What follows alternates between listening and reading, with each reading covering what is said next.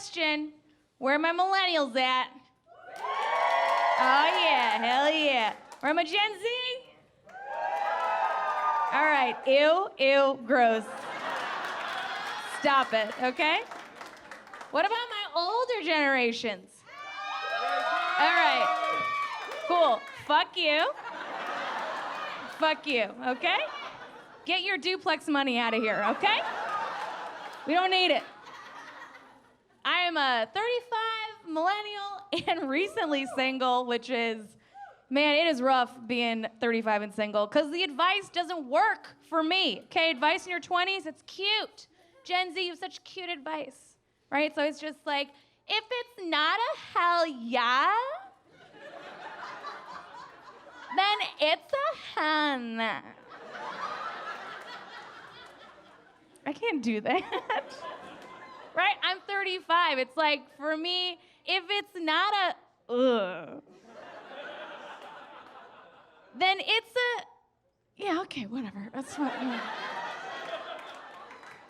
I don't know. He has a car. He hasn't said anything racist yet, so I guess we're married now. Also, this is my favorite advice. This is my favorite advice that Gen Z loves to give out. It's adorable. They're just like, don't settle, okay? Queen. Slay. Don't settle, okay? Why would you go for crumbs when you can have the whole cake? Because I'm fucking hungry now, all right? I'm sorry, have you seen 35-year-old unmarried cake? It's fucking creepy, okay? Also, now that I'm in my 30s, half the cakes can't even rise when you put them in the oven because they have too much on their minds. Oh. A lot of anxious cake out there, okay? Go to therapy, cake. Talk to your dad.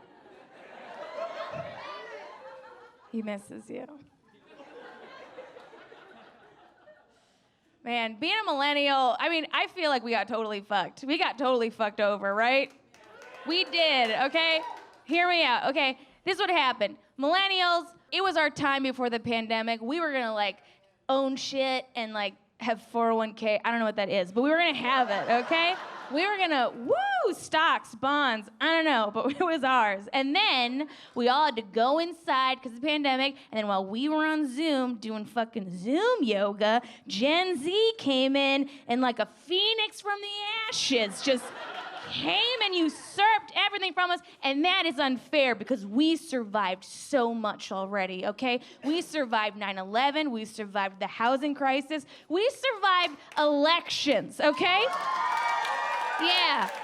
Yeah, and if you're wondering which one, all of them. They've all been bad for us, okay? Our parents' elections, they were easy. They were just like, which candidate would you share a jelly bean with?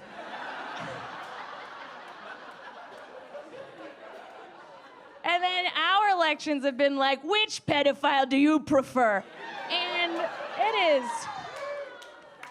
is unfair, okay? It's so unfair. And look, I believe in the system. Okay, let me start that over. Voting, I love it. I vote. Do you guys vote?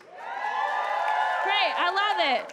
Right, I'm a big voter, and here's the thing. Local elections what's matter. You gotta vote locally, small elections. That's where shit changes. But honestly, I don't feel like we even vote enough in this country. We should be voting for more things, right? Like, sure, sometimes you get to vote for the sheriff. Great. But we should be voting for the actual cops who get the jobs. Yeah. And the only thing you have to go on is a bio written by someone who knew them in high school. That's it. Yeah, you get it. Yeah. You walk into the booth and you're just like, oh, well, it looks like Gary here wants to be a cop. Okay, okay. One time in high school, Gary got so drunk that he pissed in my dead grandmother's urn. Wow, Gary should not be a cop. Gary should be a senator. All right, let's give that man some power. Gary gets it. Gary makes decisions. So now that I'm out here being 35 and single, actually, I feel you guys should congratulate me because I got rid of all my dating apps, okay? Yeah. Yeah, because I am gonna meet dudes the old-fashioned way, prison letters. That's how you do it. Look, they've been to therapy. Those dudes, they worked through their shit.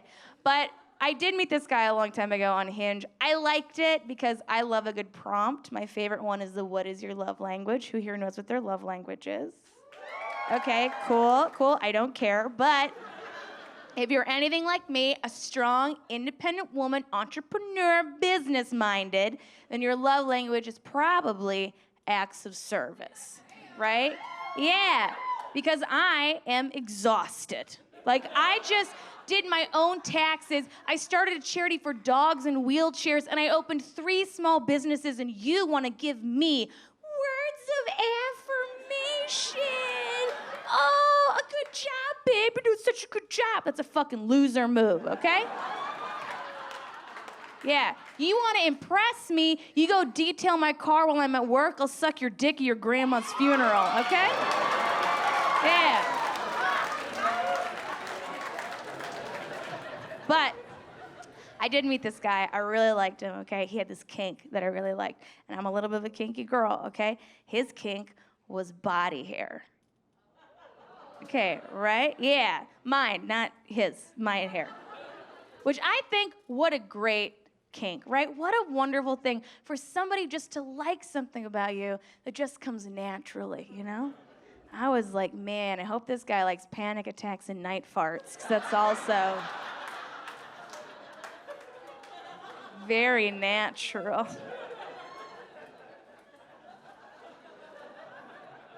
It didn't work out. Can you imagine? So we broke up. And you know, I feel like ladies, you get it. You break up with someone, what do? You just get rid of your hair. You just like, cut it off. I don't want it. I didn't have to do that. All I did was I just shaved my pubes, and then I sent it to him in an envelope like a ransom note. I'm kidding. I didn't do that. I'm kidding. There's a lot. The postage would be insane. Oh my God. That's a priority shipment right there, you know. 2 days or less. I think the person most disappointed me being single is my dad, okay? My dad is a very conservative Catholic guy. I'm like the worst thing for him, right? Like I'm single, unmarried, no kids, and Jewish. And he is just, whew. His Catholic daughter, a Jew, what a terrible thing. But he's old. He's like, you know, he's an old dude. He's got really bad opinions about shit. Like, if you're gonna have bad opinions, have good reasons behind them. He doesn't. Like, for example, during the pandemic, he was like, I'm not wearing a mask, Jen. And I was like, why not? And he goes, because, Jen, what would our founding fathers think if they saw us wearing masks today, huh? And I was like, I don't think they'd care, Dad. I think that Thomas Jefferson would get here and be like, why are there women in power? And then,